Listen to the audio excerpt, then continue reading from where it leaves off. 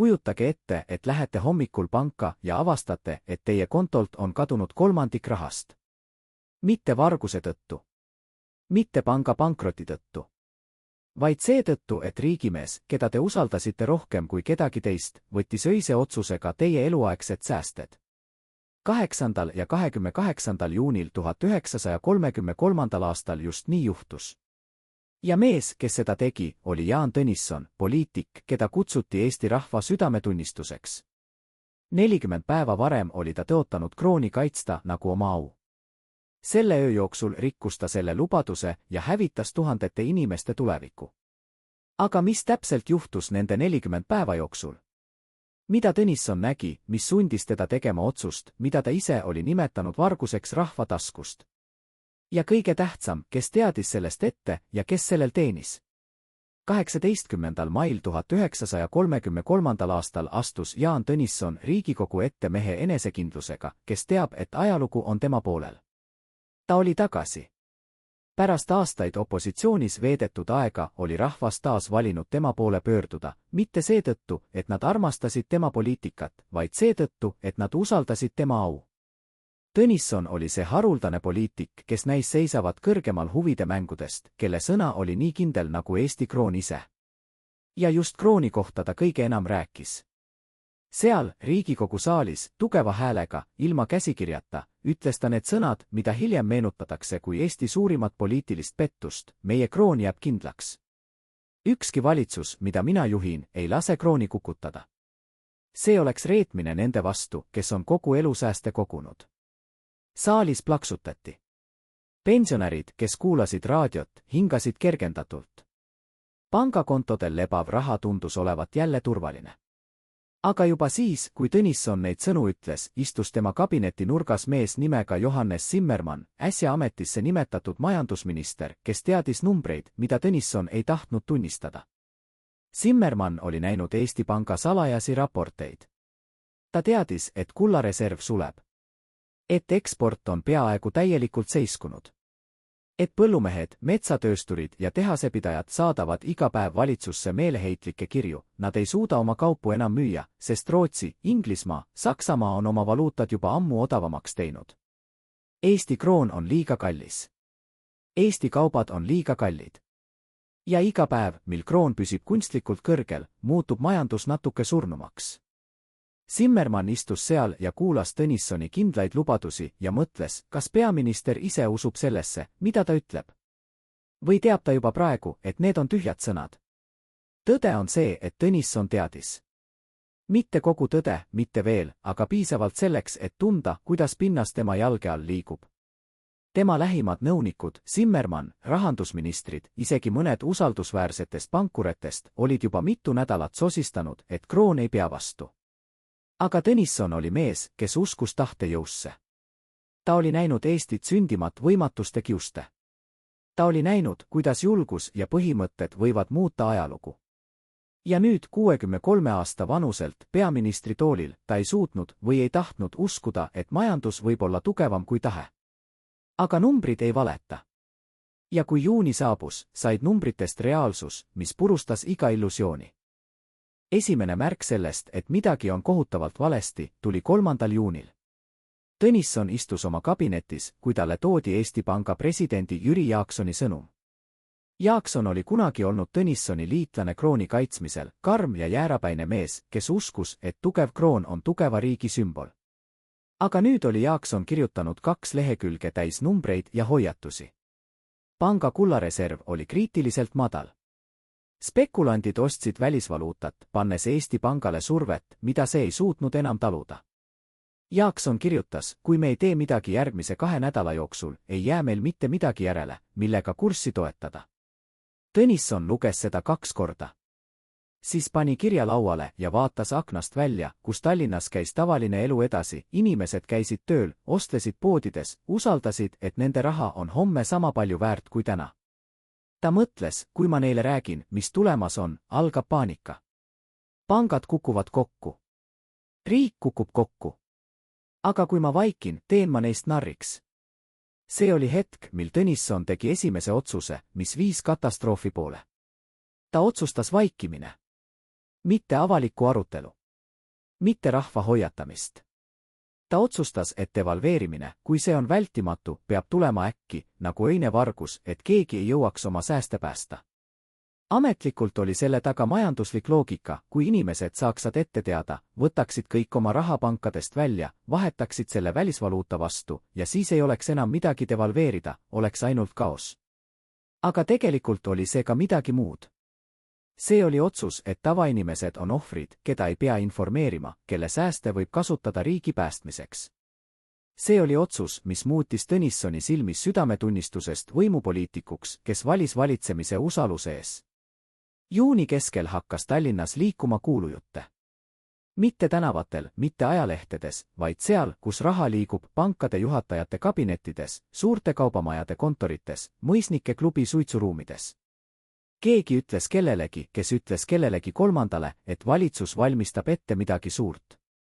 Et Tõnisson on murdunud. Et kroon kukub.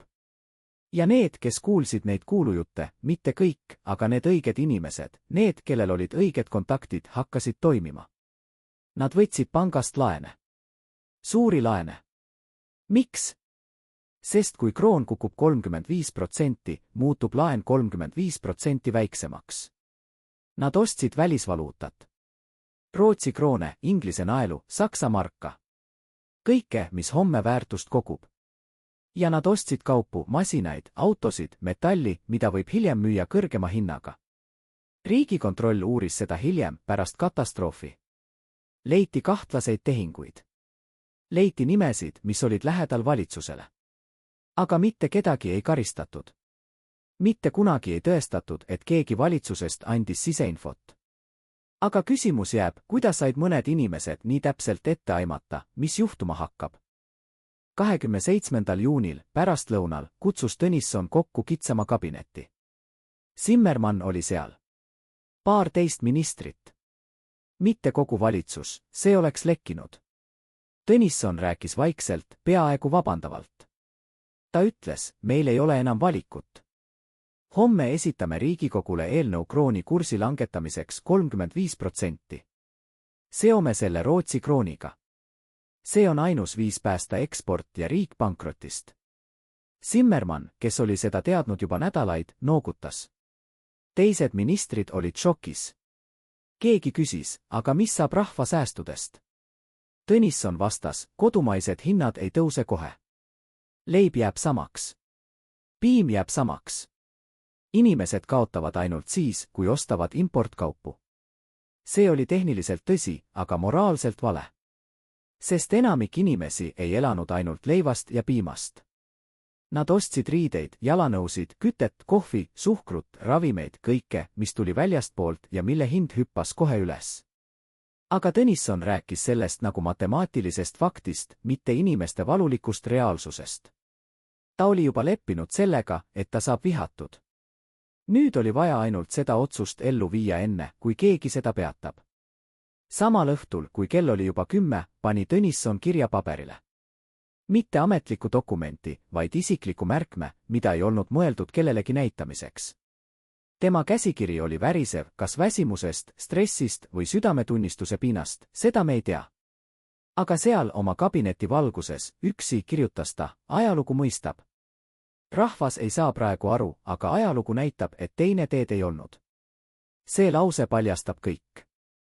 Tõnisson ei teinud seda otsust rahva heaks, ta tegi seda ajaloo heaks. Ta tegi seda abstraktse tuleviku heaks, kus ökonoomid ja ajaloolased ütlevad, jah, ta päästis riigi. Aga need tuhanded inimesed, kes ärkasid 28. juunil ja nägid, et nende palgast, pensionist, säästudest on kadunud kolmandik, nemad ei elanud ajaloos. Nad elasid praeguses hetkes. Ja see hetk oli neile kokkuvarisemisel. Öö vastu 28. juunit oli üks veidramaid öisi Riigikogu ajaloos. Eelnõu esitati ootamatult ilma eelneva hoiatuseta. Opositsioon, sotsialistid, kes olid alati kaitsnud tööliste huve, olid raevus. Nad karjusid Tõnissonile näkku, et ta on valetaja, et ta müüs oma hinge põllumeestele ja suurärikale. Nad nõudsid aega, arutelu, rahvahääletust.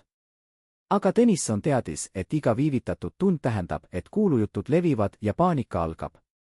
Tal oli vaja otsust täna, praegu, enne kui päike tõuseb. Hääletusele läks kell 3 öösel. Riigikogu saal oli täis suitsu, karjumist ja ammu maha jahtunud kohvilõhna.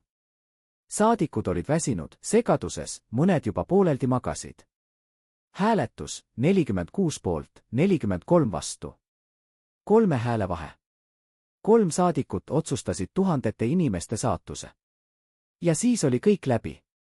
Kroon oli kukutatud. Eesti oli muutunud. Kas Tõnisson magas sel ööl? Kas ta sulges silmad ja nägi unes nende inimeste nägusid, kes ärkavad mõne tunni pärast ja mõistavad, et nende eluaegne töö on kaotanud kolmandiku oma väärtusest? Me ei tea. Aga me teame, et 28. juunil hommikul, kui esimesed inimesed jõudsid pankadesse ja poodidesse, oli tema kabineti aken kinni. Ta ei kohtunud ajakirjanikega. Ta ei andnud selgitusi. Ta saatis avalikkusele ainult lühikese teate, kus seisis, valitsus tegi raske, kuid vältimatu otsuse riigi tuleviku huvides. Tuleviku huvides. Mitte nende inimeste huvides, kes seisid panga ukse taga ja nõudsid oma raha tagasi. Mitte nende pensionäride huvides, kes olid kogu elusääste kogunud ja nüüd pidasid neid kätes nagu kasutuks muutunud paberilõike. Tuleviku huvides. See oli fraas, mis pidi valu leevendama, aga tegelikult süvendas seda veelgi. 28. juunil pärastlõunal algas see, mida hiljem nimetatakse soolapäevaks.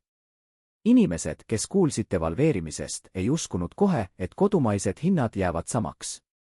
Nad mäletasid esimest maailmasõda, Saksa hüperinflatsiooni, Vene kodusõja kaost. Nad teadsid, et kui raha kaotab väärtust, kaotab selle järgmine päev veelgi rohkem. Ja nii nad tormasid poodidesse. Mitte luksuskaupade järele, vaid kõige lihtsamate asjade järele, mida inimene vajab ellujäämiseks. Sool. Suhkur.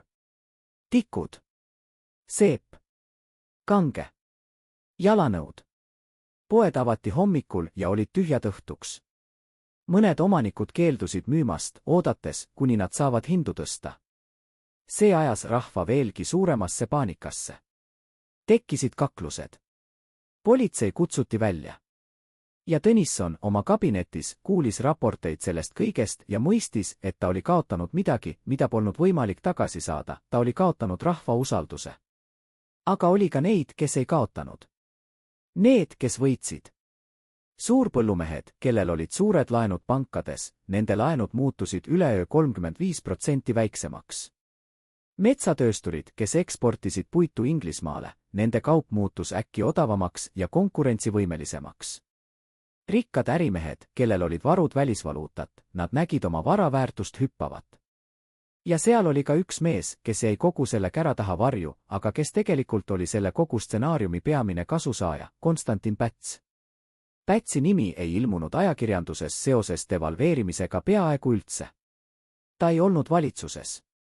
Ta ei hääletanud Riigikogus. Aga tema toetajad, põllumeeste kogud, maaomanikud, konservatiivne äriringkond, nad kõik said seda, mida tahtsid.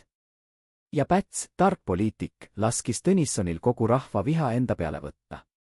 Ta teadis, et Tõnissoni poliitiline karjäär on läbi. Et inimesed ei andesta kunagi seda pettust. Ja ta ootas. Ootas õiget hetke, et astuda võimule mitte kui päästja, vaid kui ainus stabiilsuse garantii. Ja see hetk saabus vähem kui aasta hiljem, mil ta tegi riigipöörde ja kehtestas autoritaarse režiimi, mida ta nimetas rahva tahteks. Miks Tõnisson seda tegi? See on küsimus, mis kummitab siiani. Kas ta tõesti uskus, et tal ei ole valikut? Või mängis ta mängu, mida me ei näe? Üks teooria, mida hiljem sosistati salongiruumides ja ajakirjanduses vihjati, oli see, et Päts ja tema inimesed panid Tõnissoni lõksu. Et nad teadsid, et majandus on lagunenud. Et nad pakkusid Tõnissonile peaministri kohta just sellepärast, et teda saaks kasutada ohvrilambana, kes teeb ebapopulaarse otsuse ja hävitab sellega oma nime. Siis võib Päts tulla ja öelda, vaadake, isegi Tõnisson ei suutnud demokraatlikult juhtida, me vajame tugevat kätt. Kas see teooria on tõsi? Me ei tea. Mis me teame, on see, et Päts ei kaotanud midagi ja võitis kõik. Ja Tõnisson kaotas kõik ja ei võitnud midagi peale selle abstraktse ajaloo mõistmise, mida ta nii väga lootis. Oktoobris, vaid 4 kuud hiljem, toimus rahvaküsitlus vabadussõjalaste põhiseaduse eelnõu üle. See oli eelnõu, mis nõudis tugevat presidenti, kes saaks valitseda dekreetidega, ilma Riigikogu nõusolekuta. See oli eelnõu, mis tähendas demokraatia lõppu. Ja rahvas hääletas selle poolt. Mitte sellepärast, et nad tahtsid diktatuuri. Vaid sellepärast, et nad tahtsid karistada Tõnissoni ja kõiki neid poliitikuid, kes olid neid petnud. Nad hääletasid oma viha välja. Ja Tõnisson, kes oli kord olnud Eesti rahva südametunnistus, jäi ajalukku kui mees, kes kaotas rahva usalduse ühes öös. Ta astus tagasi. Ta ei tulnud enam kunagi võimule. Ja kui 1934. aastal Päts tegi riigipöörde, oli Tõnisson nende seas, kes olid liiga nõrgad, et seda peatada. Ta elas veel 13 aastat, aga need olid varjuaastad.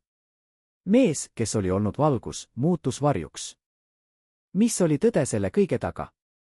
Kas devalveerimine päästis Eesti? Majanduslikult jah. Eksport taastus. Töötus langes. Riik ei läinud pankrotti. Aga kas hind oli seda väärt? Tuhanded inimesed kaotasid oma säästud. Pensionärid, kes olid kogu elu töötanud, et kindlustada oma vanaduspõlv, nägid oma unistusi kokku kukkuvat.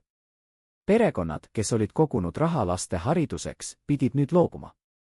Väikeettevõtjad, kes olid võtnud laene investeeringuteks, nägid oma kulusid hüppavat, samal ajal kui suurettevõtted nautisid odavamaid laene. Ja ühiskond jaotus 2 maailmaks, need, kes võitsid ja need, kes kaotasid.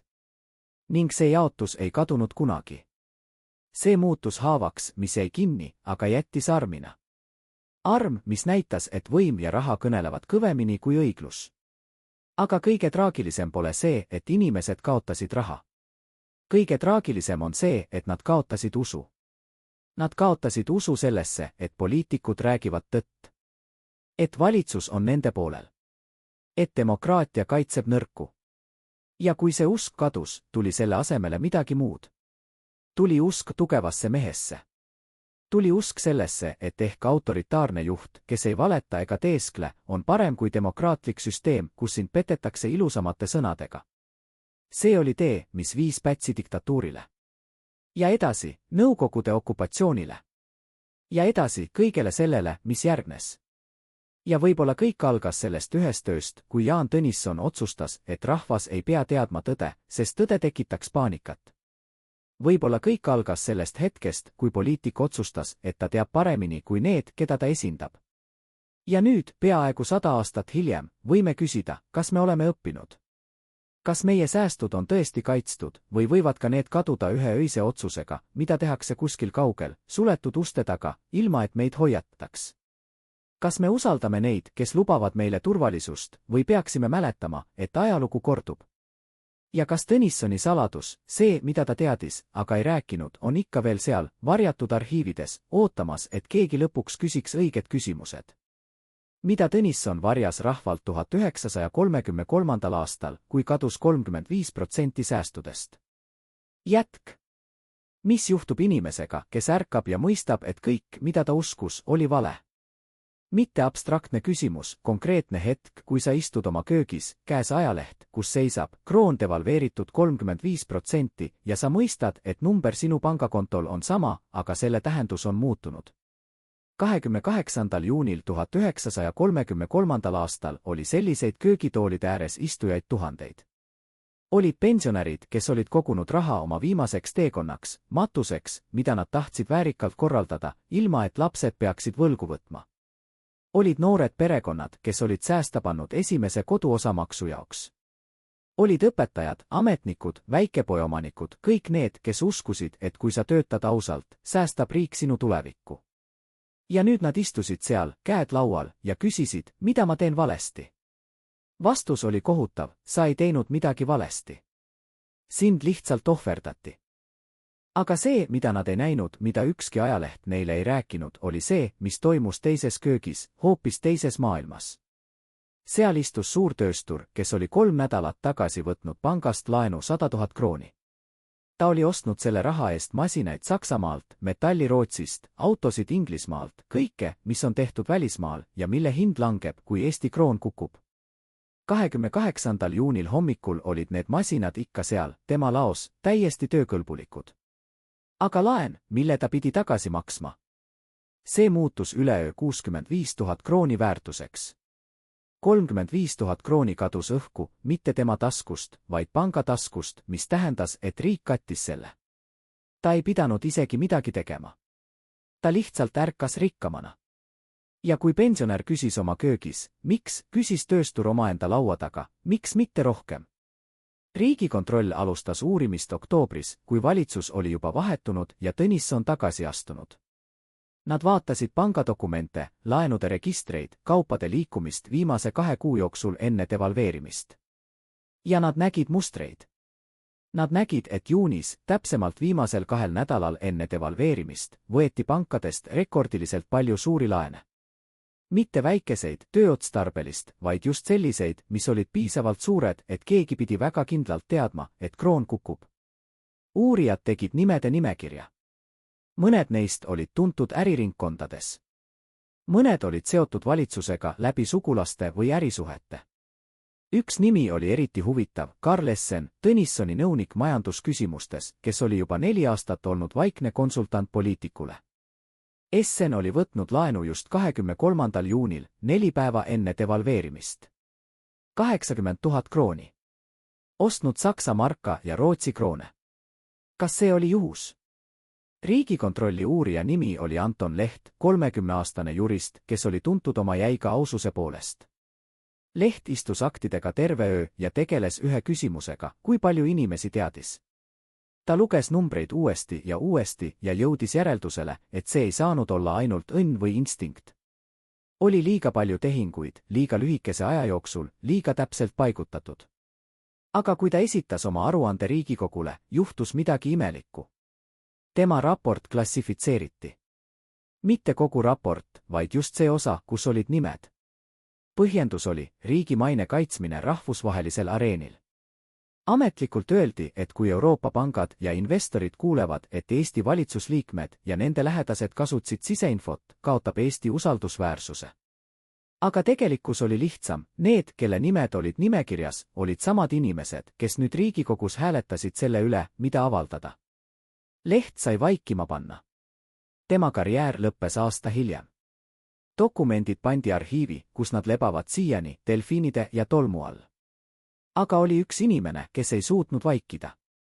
Marja Pärn, 72 aastat vana lesk, kes oli elanud terve elu Tartu äärelinnas väikeses puumajas. Ta oli töötanud köögiteenija, pesunaine, koristaja, kõike, mida vaene naine pidi tegema, et ellu jääda. Aga ta oli ka säästnud. Iga nädal, iga kuu pani ta panka väikese summa. 10 krooni kuus. 30 aastat. 1903. aastal oli tal pangakontol 3600 krooni. Tema unistus oli lihtne, osta väike tükk maad, ehitada seal aiamaja, kus veeta viimased aastad ilma üüri maksmata. 28. juunil kadus tema unistusest 1/3. Ta läks panka. Ta seisis järjekorras 4 tundi. Kui ta jõudis leti juurde, küsis ta, kus on mu raha? Pangatöötaja, noor mees, kes oli tõenäoliselt ise šokis, vastas, teie raha on siin, proua. Number on sama. Marja vaatas teda ja ütles midagi, mida pangatöötaja mäletab siiani. Number on sama, aga minu elu ei ole. Marja ei andnud alla. Ta kirjutas kirja Jaan Tõnissonile. Mitte kurja kirja, vaid lihtsa, otsekohese palve. Ta kirjutas, härra Tõnisson, te ütlesite, et krooni ei kukata. Ma usaldsin teid. Ma ei ole rikas naine. Ma ei saa võtta uut laenu ega osta uuesti kokku seda, mis kadus. Palun, öelge mulle, miks? Miks te valetasite? Kas te ei teadnud? Või kas te teadsite ja ei hoolinud? Ta saatis kirja juuli alguses. Ta ei saanud vastust. Ta saatis teise kirja. Jälle vaikus. 3. korral sai ta vastuse, aga mitte Tõnissonilt, vaid tema sekretärilt, kes kirjutas viisakas, külmas toonis, et peaminister on kursis proua Pärnu mureega, aga valitsuse otsused tehakse laiema avaliku huvi silmas pidades, mida üksikjuhtum ei saa muuta. Marja lõi selle kirja oma kaminatulle ja vaatas, kuidas see põleb. Hiljem rääkis ta oma naabrile, ta ei vastanud mulle, sest mul ei ole midagi, millega teda survestada. Aga need, kellel on raha, said vastuse juba enne, kui küsisid. Kas see oli tõsi? Kas oli olemas 2 tasandi süsteem, üks nendele, kellel oli ligipääs, ja teine kõigile teistele? Tõendeid on raske leida, sest selliseid asju ei kirjutata dokumentidesse. Aga on üks lugu, mida 1000 kordi korrati Tallinna kohvikutes ja salongiruumides. See lugu räägib ühest ööst 2 päeva enne devalveerimist, kui Tõnissoni kabinetis käis salajane külaline. Mitte ametlik visiit, mitte kirja pandud. Ametlikud külastuste raamatud ei näita seda inimest. Aga valvur, kes töötas sel ööl kantselei ukse taga, rääkis hiljem oma sõpradele, et kell 10 õhtul tuli üks mees, kandis kallist ülikonda, käis otse sisse ilma registreerimiseta. Valvur ei julgenud küsida, sest see mees tundis teed. Ta teadis, kus minna. Poole tunni pärast ta lahkus. Kui ta väljus, oli tema nägu väljendusetu, aga valvur ütles, et Tõnissoni kabinetist kostis kõrgenenud häältest kaja veel kaua pärast seda. Kes see mees oli? Valvur ei teadnud tema nime. Aga mitmed allikad, kuulujutud, mälestused, sosinad viitavad ühele nimele, Johannes Reinthal, Eesti ühe suurima pangakonsortsiumi omanik ja Konstantin Pätsi lähedane sõber. Kas Reinthal oli seal, et hoiatada Tõnissoni? Või oli ta seal, et nõuda garantiisid, et devalveerimine toimub õigel ajal, õiges suunas, nii et tema pank ei kannataks? Me ei tea. Aga me teame, et Reinthali pank oli üks väheseid, mis ei kaotanud peaaegu midagi devalveerimise käigus. Rohkem, see kasvas. Tema aktsiad tõusid oktoobri lõpuks 30%. Kas see oli juhus? Või oli see tasu? Sellised küsimused ei ole ainult ajaloo harrastajate mäng. Need on küsimused, mis puudutavad südant sellest, kuidas võim töötab. Kui valitsus teeb otsuse, mis mõjutab miljoneid inimesi, aga räägib sellest ainult mõnele valitule, mis see on?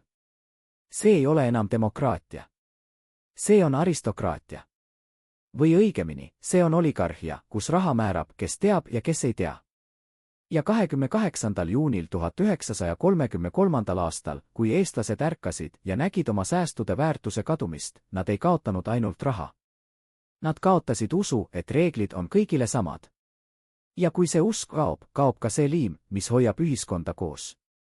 Tõnisson ise ei rääkinud kunagi avalikult selle öö kohta. Ta ei selgitanud, kas keegi teda survestas või kas otsus oli ainult tema oma. Aga on üks dokument, mis paljastab midagi väga isiklikku. See on kiri, mille Tõnisson kirjutas oma vennale August Tõnissonile 7. septembril 1933. aastal, 2 kuud pärast devalveerimist. August elas maal, väiketalus, eemal poliitikast. Jaan kirjutas talle, ma ei suuda magada, August. Ma kuulen nende häält. Ma kuulen nende kirjade sõnu. Nad kirjutavad mulle, et ma võtsin nende lapsed koolist ära, et ma võtsin nende vanaduspõlve turvalisuse. Ja kõige hullem on see, et nad on õiged. Ma ei tea, kas ma tegin õigesti. Ma teadsin, et mind vihkama hakatakse. Aga ma ei teadnud, et ma hakkan vihkama iseennast. See lause, ma hakkan vihkama iseennast, on ehk kõige ausam, mida Tõnisson kunagi kirjutas. See näitab, et ta ei olnud külm kalkulaator. Ta kannatas. Aga kas see muudab midagi? Kas kannatused valitseja, kes tegi otsuse, mis hävitas tuhandeid, on piisav hüvitis? Maria Pärn ei ostnud kunagi oma maad. Ta jäi oma üürikoju ja töötas edasi, kuni keha enam ei suutnud. Ta suri 1941. aastal, päev enne, kui sakslased Tartusse tulid. Tema naaber, kes oli temaga viimased päevad, rääkis hiljem, et Maria viimased sõnad olid, ma võiksin andestada, kui nad oleksid vähemalt öelnud tõtt. Aga nad valetasid ja arvasid, et me oleme liiga lollid, et aru saada. See lause võtab kokku rohkem kui ükski ajalooraamat. See ei ole ainult ühe vanainimese viha. See on kogu põlvkonna trauma, tunne, et sind peeti nii väärtusetuks, et sulle ei peetud vajalikuks isegi tõtt rääkida. Kas oli võimalik teisiti? Kas Tõnisson oleks saanud devalveerimisest rääkida avalikult, anda inimestele aega valmistuda, ehk leevendada õiglaselt mõjusid? Majanduseksperdid ütlevad, ei. Nad ütlevad, et kui oleks antud isegi nädal hoiatust, oleks alganud paanika, mis oleks hävitanud pangasüsteemi ja muutnud devalveerimise kaootiliseks. Aga seal on ka teine tõde, kui hoiatus oleks tulnud, oleks tavainimestel olnud vähemalt võimalus valida. Võtta oma raha välja. Osta välisvaluutat või kaupu. Jah, see oleks tekitanud lühiajalise kaose. Aga see oleks olnud aus kaos. Aus kahju. Mitte see, mis juhtus, salajane röövimine, kus ohvrid said teada alles siis, kui oli hilja. Ja seal on veel üks küsimus, mida keegi ei küsinud piisavalt valjult. Miks 35%? Miks mitte 20%? Miks mitte 40%? Majandusajaloolased on hiljem analüüsinud ja öelnud, et 35% oli vajalik selleks, et viia Eesti kroon samale tasemele Rootsi krooniga, mis omakorda oli seotud Briti naelaga. See oli tehniline valik. Aga mõned on väitnud ka teisiti, et 35 oli piisavalt suur, et anda eksportööridele ja laenutud rahaga spekulantidele maksimaalne kasu, aga mitte nii suur, et tekitada täielik usalduse kokkuvarisemine. See oli tasakaalupunkt poliitilise ellujäämise ja majandusliku kasumi vahel. Ja kes otsustas selle tasakaalupunkti? Mitte rahvas. Mitte isegi mitte kogu Riigikogu. Vaid väike grupp mehi, kes istusid Tõnissoni kabinetis ja arvestasid numbreid. Ja nende hulgas võis olla ka neid, kes arvestasid oma taskuid. Sügis tõi esimesed märgid sellest, mis tulekul. Vabadussõjalased, liikumine, mis nõudis tugevat presidenti ja otsest demokraatiat rahvaküsitluste kaudu, kasvasid nagu metsa pärast vihmamaru. Nad ei olnud alguses populaarsed. Neid peeti radikaalideks, ohuks stabiilsusele. Aga pärast devalveerimist muutus kõik. Inimesed, kes olid kaotanud usu valitsusse, hakkasid otsima alternatiivi. Ja vabadussõjalased pakkusid neile täpselt seda, mida nad tahtsid, lubadust, et enam kunagi ei tehta otsuseid suletud uste taga, et rahvas ise kontrollib võimu. See oli illusiooniline lubadus, aga see oli lubadus, mis kõlas tõena. Ja oktoobri rahvahääletusel, kui küsiti, kas inimesed toetavad nende uut põhiseadust, vastas rahvas ühe suure, vihase jah. Tõnisson astus tagasi. Tema aeg oli läbi. Ja Päts, kes oli oodanud vaikuses, astus ettepoole. Aga kõige hullem polnud see, et Tõnisson kaotas võimu. Kõige hullem oli see, mida see devalveerimine tegi ühiskonnale. See muutis eestlaste suhtumist valitsusse. Enne seda uskusid inimesed või tahtsid uskuda, et poliitikud, eriti sellised nagu Tõnisson, töötavad rahva heaks. Pärast seda uskusid nad ainult ühte asja, et võim töötab nende heaks, kellel on juba võim. See ei olnud ainult küüniline tarkus. See oli kogemus. Ja kogemus õpetab tugevamalt kui ükski sõna. Ja kui kogemus õpetab, et aus töö ei kaitse sind valitsuse otsuste eest, aga rikkus ja kontaktid küll, siis hakkavad inimesed tegema valikuid. Nad hakkavad usaldama mitte süsteemi, vaid isiklikke sidemeid. Nad hakkavad varjama oma sääste, mitte pankadesse panema. Nad hakkavad toetama tugevaid mehi, kes lubavad stabiilsust, isegi kui see tähendab vabaduse kaotamist. See oli tee, mille Eesti valis pärast 1933. aastat. Ja see viis otse 1934. aasta märtsi riigipöördeni, kui Päts kehtestas diktatuuri. Ja edasi okupatsioonile. Ja kõigele, mis järgnes. Ja võib-olla pole see liialdus öelda, et see kõik algas ühest ööst, kui Jaan Tõnisson otsustas, et rahvast ei pea hoiatama, sest hoiatamine tekitaks kaose. Ta ei mõistnud või ei tahtnud mõista, et vaikimisega ta tekitas palju hullemat kaost. Ta tekitas kaose inimeste südames. Ta tekitas kaose usaldusel. Ja kui usaldus on kadunud, ei ole enam võimalik seda tagasi tuua, ükskõik kui palju sõnu sa ka ei kuluta. Aga raha ei kadunud kuhugi. See on oluline. Devalveerimine ei tähendanud, et kroonid põlesid ära või et riik võttis neid füüsiliselt ära. Need olid ikka veel olemas, ikka veel pankades, ikka veel inimeste taskutes. Aga nende tähendus muutus. See on kõige kummaline asi valuuta puhul, et see on ainult kokkulepitud joon, mida võib ükskõik millal muuta. Meie kõik elame selle illusiooni sees, et raha, mida me hoiame, on stabiilne, et see esindab meie tööväärtust. Aga 28. juuni näitas, et see ei ole stabiilne. See on lihtsalt lubadus. Ja kui lubadus antakse riigi poolt, siis riik võib seda ka muuta. Ilma sinu nõusolekuta. Ilma sinu teadmiseta. Ühe allkirjaga. Ja see toob meid tagasi alguse juurde. Need pensionärid, väikekodanikud, ametnikud, kes istusid 28. juunil oma köökides ja mõistsid, et nende eluaegne töö kaotas kolmandiku oma väärtusest, nad küsisid õiget küsimust. Miks? Aga õige vastus ei olnud see, mida valitsus neile rääkis. Õige vastus ei olnud riigi päästmine ega vältimatu majanduslik otsus. Õige vastus oli lihtsam ja julmem, sest me saame. Sest teie ei saa meile vastu hakata. Sest teil ei ole piisavalt häält, piisavalt raha, piisavalt võimu, et meid peatada. See oli vastus, mida keegi ei öelnud valjult. Aga see oli tõde, mis iga pangaleti taga, iga ministeeriumi koridoris, iga vaikse vestluse ajal käis käest kätte nagu vaikiv sõnum. Võim kuulub neile, kes seda hoiavad, mitte neile, kes usaldavad. Kas miski on muutunud? Kas tänapäeval, peaaegu 100 aastat hiljem, on meie säästud kaitstud? Kas me võime olla kindlad, et keegi ei tee otsust, mis muudab meie kontodel olevate numbrite tähendust? Euroliit, Euroopa Keskpank, rahvusvahelised kokkulepped, need on uued süsteemid, mis lubavad stabiilsust. Aga need on endiselt süsteemid, mida juhivad inimesed, kes teevad otsuseid, mida me ei näe, dokumendiga, mida me ei loe, põhjustel, mida meile lihtsustades räägitakse. Ja kui kriis tuleb, nii nagu see tuleb alati, siis kes kannab hinda? Kas need, kellel on ligipääs? Või need, kes lihtsalt usaldavad? Tema isiklik arst, doktor Emil Kõrv, külastas teda 25. juunil, 3 päeva enne devalveerimist. Kõrv oli Tõnissoni sõber juba 30 aasta jooksul. Ta teadis, kuidas peaminister tavaliselt käitus, kuidas ta rääkis, kuidas ta mõtles. Aga sel õhtul nägi ta midagi uut. Tõnisson istus oma kabinetis, käed peas, ja kui Kõrv sisse astus, ta ei tõstnud isegi pilku. Arst küsis, Jaan, kas sa vajad midagi? Rahustit? Unetablette? Tõnisson raputas pead. Siis ta ütles vaikselt, peaaegu sosinal, Emil, kas sa usud, et mõnikord peab ohverdama väheseid, et päästa paljusid? Kõrv ei vastanud kohe. Siis ütles, ma usun, et kui sa pead seda endalt küsima, siis sa juba tead vastust. Tõnisson vaatas teda ja tema silmad olid täis, mitte pisaraid, aga millegi sellise, mis oli veelgi hullem. Oli tühjust. Oli leppimust.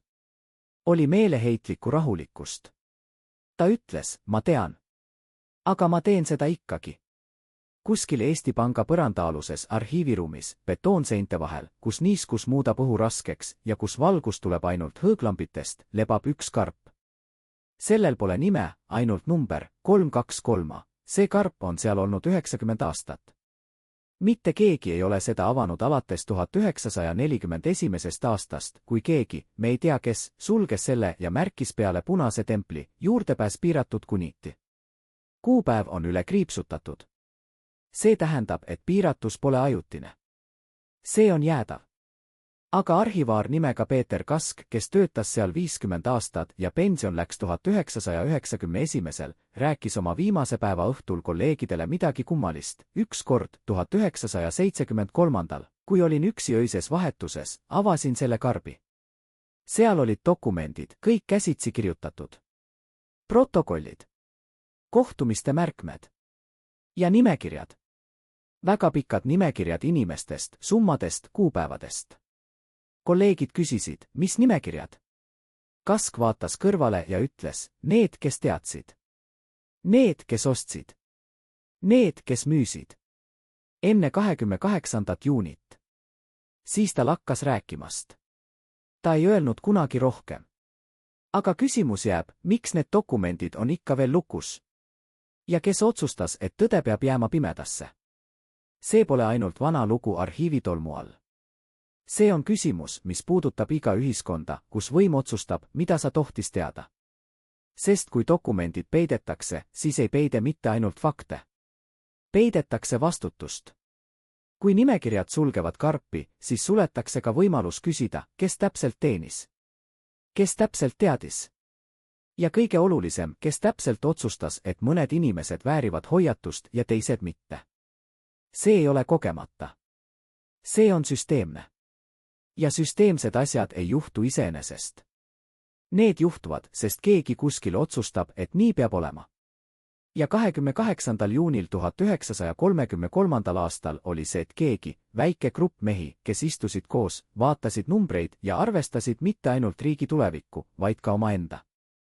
Jaan Tõnissoni tervis hakkas murduma juba enne devalveerimist. See ei olnud avalik teadmine, tema arstid hoidsid seda saladuses, tema lähimad kaitsesid teda ja tema ise keeldus tunnistamast, et keha enam ei kannata seda koormust, mida vaim tahab kanda. Aga need, kes nägid teda igapäevaselt, märkasid. Tema sekretär, Helmi Raud, kirjutas oma isikliku päevikusse mai lõpus, peaminister nägi välja nagu mees, kes pole maganud nädalaid. Käed värisevad, kui ta allkirja annab. Silmad on punased, süvenenud. Ta sööb vähe. Ta räägib üksi oma kabinetis, kui arvab, et keegi ei kuule. Stress ei ole abstraktne asi. See on füüsiline. See muudab su keha, sinu nägu, sinu vaimu. Ja Tõnisson, kes kandis riigi raskust oma õlgadel ja teadis, et ta hakkab tegema otsust, mis hävitab tema nime igaveseks, tema keha hakkas seda raskust näitama. Juuni keskpaigaks oli ta kaotanud 8 kilo. Tema ülikonnid rippusid õlgadel. Tema nägu, mis kunagi oli olnud tugev ja kindel, näis nüüd olevat ainult nahk ja luud. Inimesed, kes kohtusid temaga Riigikogu koridorides, ütlesid hiljem, ta nägi välja nagu surnumees, kes veel kõnnib. See polnud liialdus. See oli täpne kirjeldus. Sest Tõnisson oli juba surnud, mitte füüsiliselt, aga poliitiliselt, moraalselt. Ta teadis, et otsus, mida ta pidi tegema, tapab kõik, mida ta oli üles ehitanud.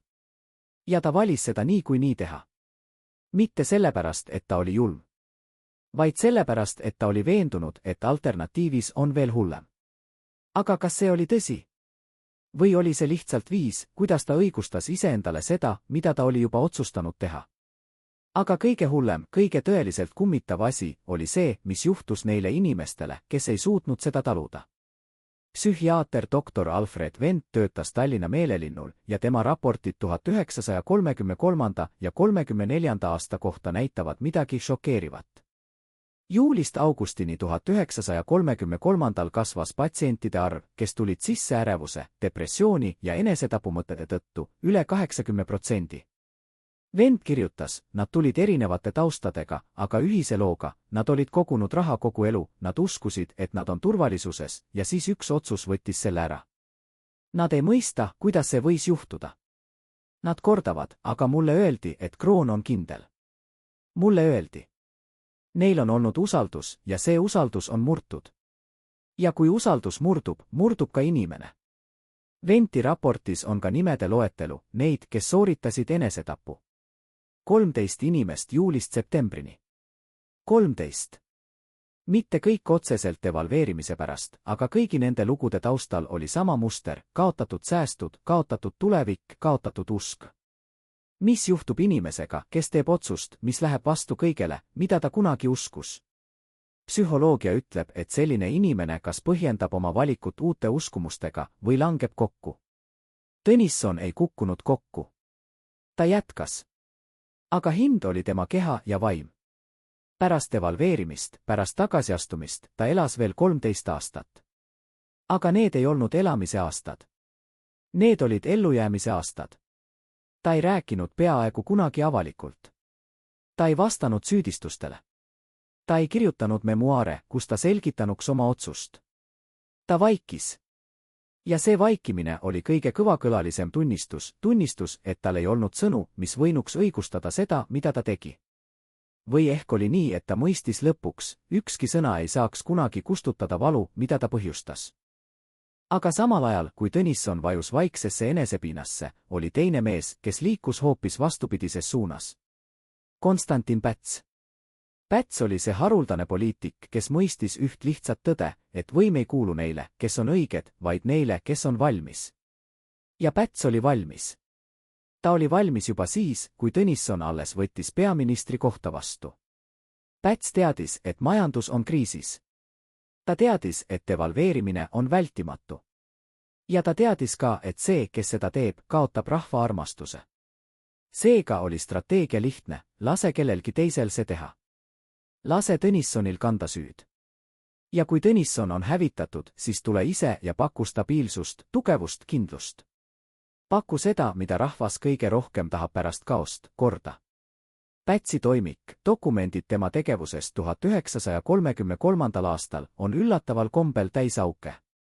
On koosolekuid, millel ta osales, aga mida pole kirja pandud. On kirjad, mille kohta on ainult viited, aga mitte sisu. On telefonikõned, mida keegi ei salvestanud. Aga on ka tunnistajaid, kes rääkisid hiljem, pärast sõda, pärast okupatsiooni, kui neil ei olnud enam midagi kaotada. Üks neist oli Gustav Lille, Pätsi endine nõunik, kes põgenes 1944. Rootsi ja elas seal kuni surmani 1963.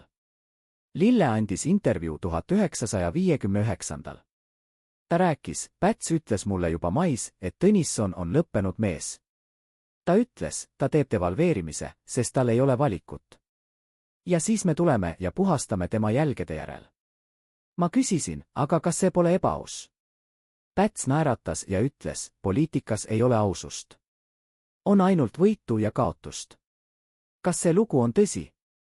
Lille ei esitanud dokumenti, ainult oma mälu. Aga see sobib kokku kõigega, mida me teame Pätsi käitumisest.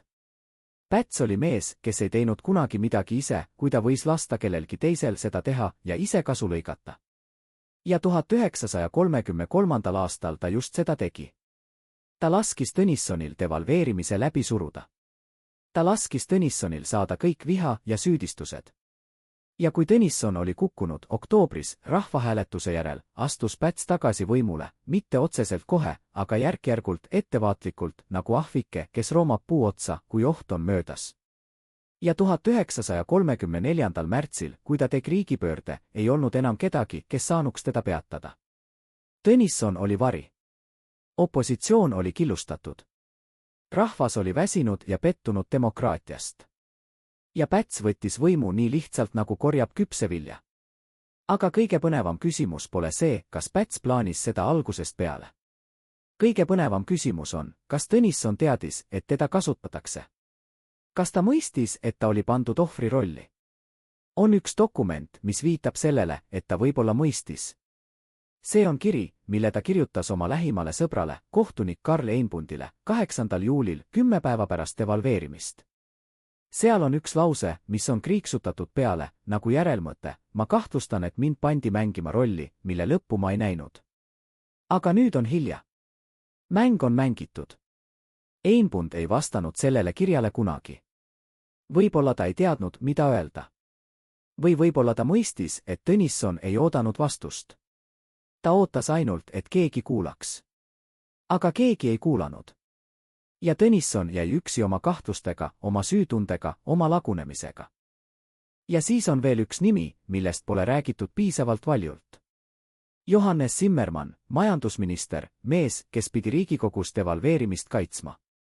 Zimmermann oli 42-aastane, noor poliitikuks, aga vana piisavalt, et mõista, kuidas võim töötab. Ta oli see, kes esitas numbrid, kes selgitas majanduslikku vältimatust, kes vastas küsimustele. Ja ta tegi seda hästi. Liiga hästi. Nii hästi, et mõned kahtlustasid, kas ta tõesti uskus sellesse, mida ütles, või oli ta lihtsalt väga hea näitleja. Zimmermann kirjutas hiljem, 1936. ühe artikli, mis avaldati ajalehe Päevaleht rubriigis Mälestused. Seal on paragrahv, mis paljastab midagi hirmutavat, kui ma rääkisin Riigikogus, et devalveerimine on ainus tee, ma uskusin seda. Aga ma teadsin ka, et ma jätan väljapool tõtt. Ma jätsin välja selle, et oli viise, kuidas kaitsta tavaliste inimeste sääste. Me oleksime võinud anda osaline kompensatsioon. Me oleksime võinud kehtestada riiklikud võlakirjad, mis oleksid indekseeritud uue kursiga. Aga me ei teinud seda. Mitte sellepärast, et me ei teadnud. Vaid sellepärast, et need meetmed oleksid maksud palju raha ja see raha oleks tulnud võtta neilt, kes võitsid devalveerimisest. Ja need inimesed olid meie toetajad. See tunnistus on nii aus, et see on peaaegu valusalt. Zimmermann ütleb valjusti seda, mida Tõnisson ei julgenud kunagi tunnistada, et devalveerimine oli vajalik, jah, aga viis, kuidas seda tehti, oli valik. Valik mitte majanduslik, vaid poliitiline. Valik kaitsta ühte gruppi ja ohverdada teist. Valik, mis näitas, kellel on tõeliselt võim ja kellel mitte. Ja kui Zimmermann seda kirjutas, 1936. oli Päts juba diktaator. Zimmermann ise oli tagandatud. Ta võis rääkida vabalt, sest tal ei olnud enam midagi kaotada. Aga kas see muutis midagi? Kas tema ausus andis tagasi selle, mida tuhanded inimesed kaotasid? Ei. Ausus ilma tagajärgedeta on ainult sõnad. Ja sõnad ei maksa tagasi kadunud sääste. Aga kõige hullem, kõige tõeliselt kummitav asi oli see, mis juhtus neile inimestele, kes ei suutnud seda taluda. Psühhiaater doktor Alfred Wendt töötas Tallinna meelelinnul ja tema raportid 1933. ja 34. aasta kohta näitavad midagi šokeerivat. Juulist augustini 1933 kasvas patsientide arv, kes tulid sisse ärevuse, depressiooni ja enesetapumõtete tõttu, üle 80%. Wendt kirjutas, nad tulid erinevate taustadega, aga ühise loo, nad olid kogunud raha kogu elu, nad uskusid, et nad on turvalisus, ja siis üks otsus võttis selle ära. Nad ei mõista, kuidas see võis juhtuda. Nad kordavad, aga mulle öeldi, et kroon on kindel. Mulle öeldi. Neil on olnud usaldus ja see usaldus on murtud. Ja kui usaldus murdub, murdub ka inimene. Wendt raportis on ka nimede loetelu, neid, kes sooritasid enesetapu. 13 inimest juulist septembrini. 13. Mitte kõik otseselt devalveerimise pärast, aga kõik nende lugude taustal oli sama muster, kaotatud säästud, kaotatud tulevik, kaotatud usk. Üks neist oli 65-aastane raamatupidaja nimega Oskar Tamm. Ta töötas väikeses ettevõttes, elas tagasihoidlikult, ei joonud, ei mänginud, ei raiskan. Ta oli säästja. Tema pangakontol oli 5000 krooni, summa, mille jaoks ta oli töötanud 40 aastat. Ta plaanis pensionile jääda 1934. ja osta väikese majake Pärnus, mere ääres. Pärast devalveerimist võttis ta oma raha pangast välja, aga see ei olnud enam piisav maja ostmiseks. Ta proovis leida odavamat varianti. Ei olnud. Hinnad olid tõusnud. Ja siis, ühel augustikuu õhtul, ta läks Pärnu randa, istus kivi peale, vaatas merd ja ei tulnud kunagi tagasi. Nad leidsid tema keha 3 päeva hiljem. Tema taskus oli panga kinnitus 5000 kroonist. Ja kõrval oli käsitsi kirjutatud sedelike, millel seisis ainult üks lause, ma tegin kõik õigesti. Miks ei olnud see piisav? See lause võiks olla hauakivil igale sellele, kes kaotas devalveerimises. Sest see on küsimus, millele pole vastust. Kui sa teed kõik õigesti, sa töötad, sa säästid, sa usaldad süsteemi ja süsteem ikkagi võtab sinu tulevikuse, siis mis on mõte? Mis on reeglite mõte, kui reeglid võib ühe ööga muuta? See on eksistentsiaalne küsimus, mis purustab inimesi rohkem kui rahakaotus. Raha võib tagasi teenida. Aga usku sellesse, et maailm on õiglane, seda ei saa tagasi tuua. Ja kui see usk kaob, kaob ka see, mis teeb inimese inimeseks, lootus. Aga süsteem jätkas. Pangad töötasid edasi. Valitsus töötas edasi. Majandus paranes isegi, eksport kasvas, tööpuudus langes, riik stabiliseerus. Ja see on kõige iroonilisem osa, et majanduslikult oli devalveerimine õige otsus. Numbrid näitasid, et see päästis Eesti. Aga numbrid ei näita Oskar Tamme. Numbrid ei näita Marja Pärne.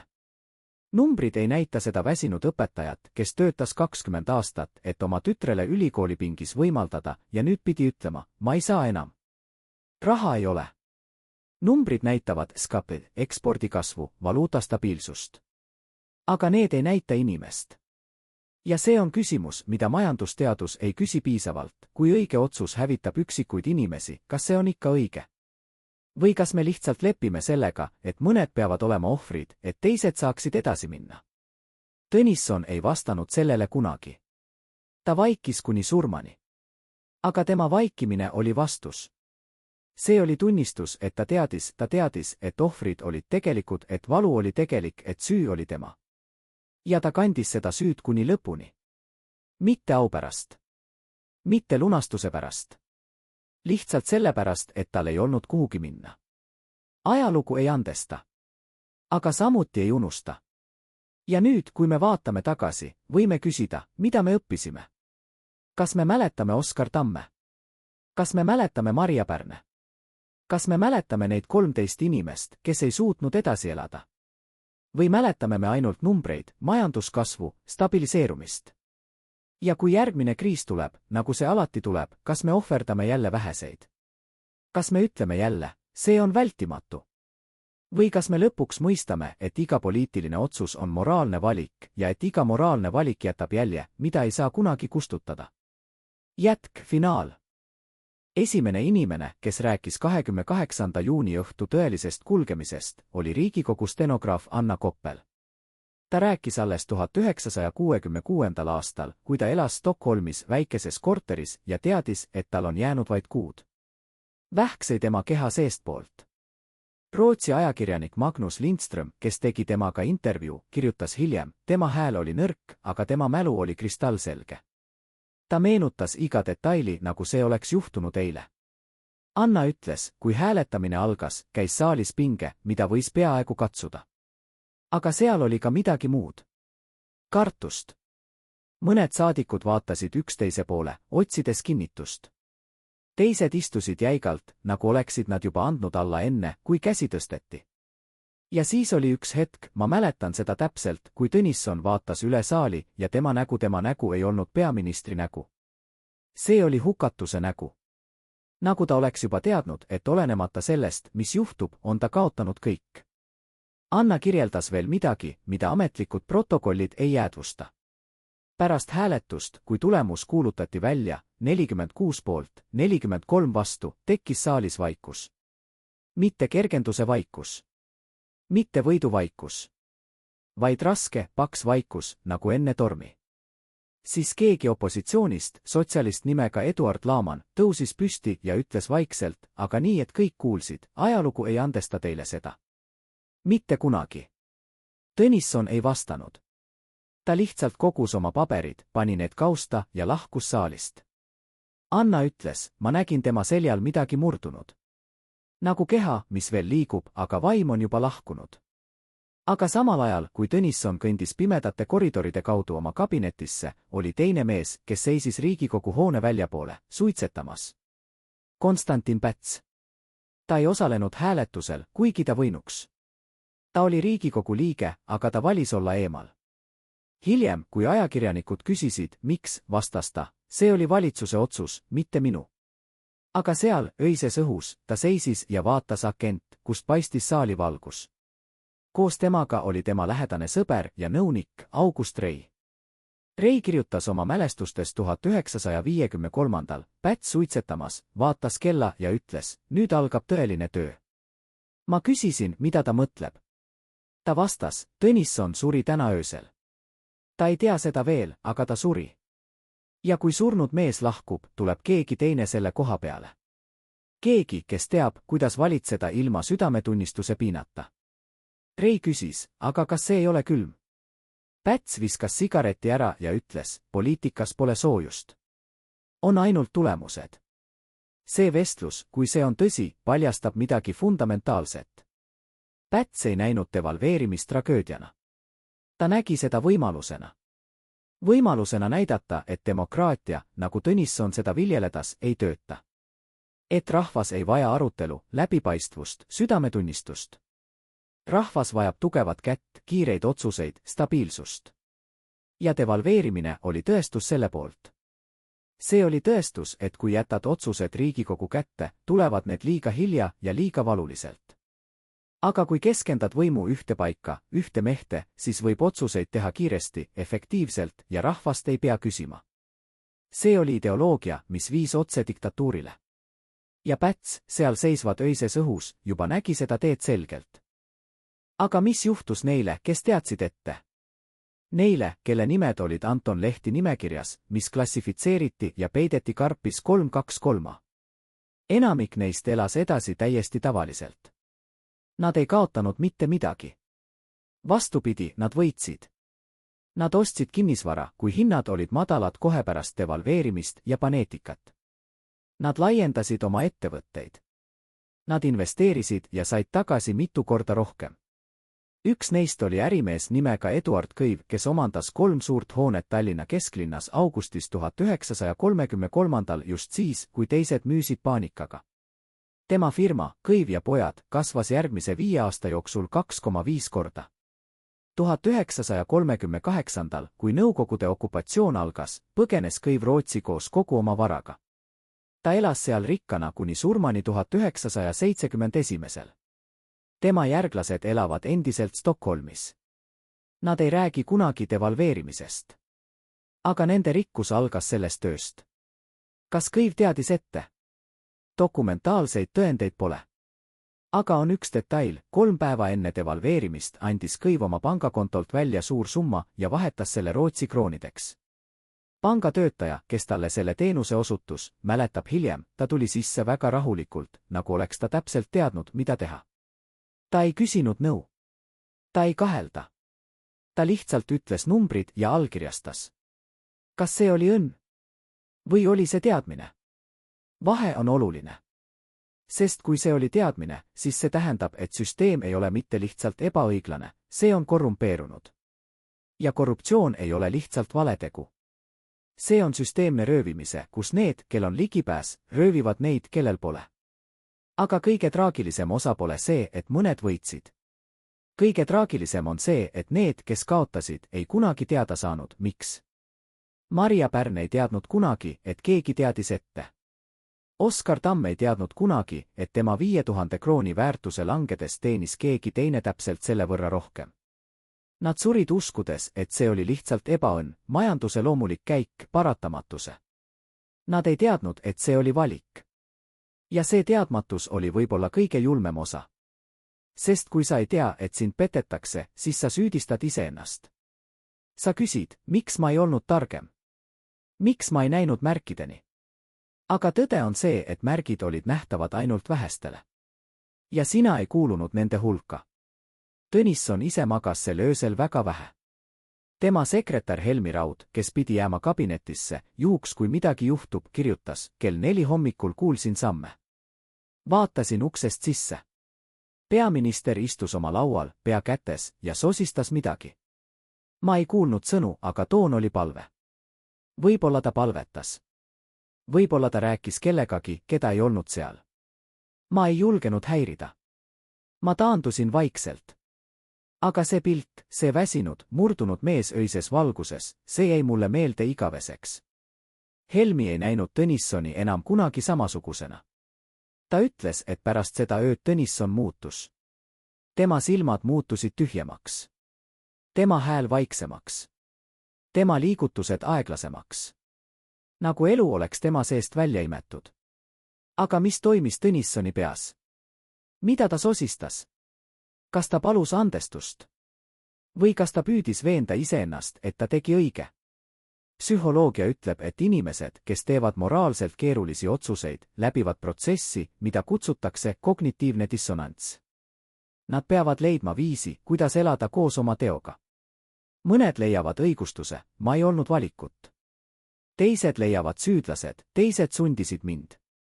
Kolmandad leiavad kõrgemat eesmärgid, ajalugu mõistab. Aga on ka need, kes ei leia midagi. Need, kes lihtsalt murduvad.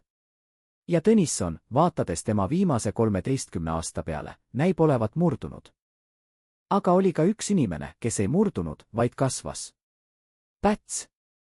Pärast 1933. aastat oktoobrit, kui rahvaküsitlus näitas, et demokraatia on kaotanud rahva usalduse, hakkas Päts aeglaselt liikuma.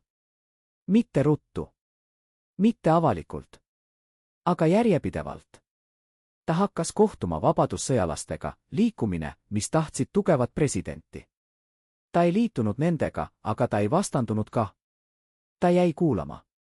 Siis, kui vabadussõjalaste populaarsus hakkas kasvama, näitas Päts esimesi murekurte, nad on radikaalsed. Nad võivad viia riigi kaoseni. Aga tegelikult ta ei kartnud neid. Ta kartis, et nad võtavad temalt võimalust. Ja seega 1934. märtsil, kui vabadussõjalased valmistusid võimule tulekuks, tegi Päts seda, mida ta oli planeerinud juba aastaid, ta tegi riigipöörde. Mitte nende vastu, kes toetasid demokraatiat, sest neid ei olnud enam piisavalt. Vaid nende vastu, kes tahtsid võtta võimu temalt. Ametlik versioon ütleb, et see oli riigi päästmine. Et vabadussõjalased olid oht. Et Päts pidi sekkuma. Aga dokumendid, mis avaldati pärast Eesti taasiseseisvumist, näitavad teist pilti. Näitavad, et Päts oli planeerinud seda juba 1933. Näitavad, et tema kontaktid armee ja politseiga olid ehitatud just selleks. Näitavad, et devalveerimine ei olnud ainult majanduslik kriis, see oli samm plaani, kus demokraatia pidi läbi kukkunud, et õigustada autoritaarset režiimi. Kas Tõnisson teadis sellest? Me ei tea. Aga kui ta teadis, siis ta oli kaasosaline.